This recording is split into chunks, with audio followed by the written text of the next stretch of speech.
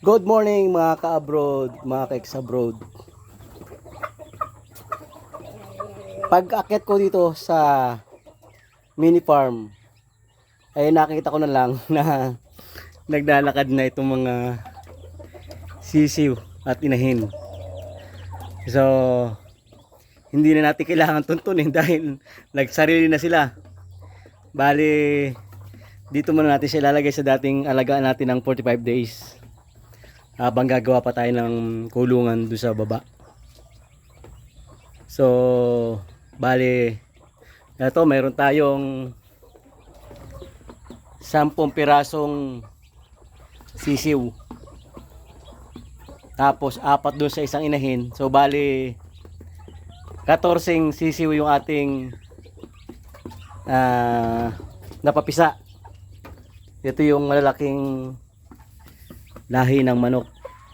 Tingnan nyo na naman, ang gaganda ng mga sisiw. Oh. Ang lalaki agad. Kahit ito kahapon lang napisa. Lagyan natin ito ng tubig. Dito muna sila. Habang gagawa pa tayo ng kanilang lilipatan doon sa baba para masanay sila sa lupa. At ito, ang dami nakaabang sa atin, oh. Pero napatoka ko na sila. Ito ang tatay nila, oh. At ito naman yung apat na sisiw.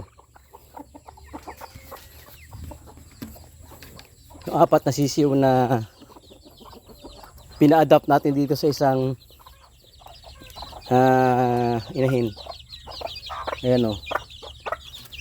Ngayon naman sila. Bali, ito yung dati nilang pugad. So, iiwanan natin ganyan yan. Baka mayroon pa susunod na maglilimlim dyan o mangingitlog. Pwede naman kasi kahit umuulan ay hindi siya nabasa. So, kaya iniwan natin ng kaunting gubat na ganyan ay para kapag gusto nilang magkaykay sa gubat, yung mga sisiw na tulad niyan makapagkaykay sila.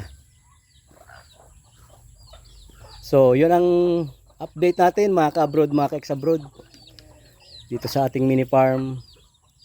At ito nga, mayroon pa tayong mga sisiw ng native dito. Ayan, medyo lumalaki na rin sila, and hopefully ay wala masyadong mortality na mangyari sa ating mga sisiw. Sana ay lumaki silang lahat. So maraming salamat sa panonood and see you.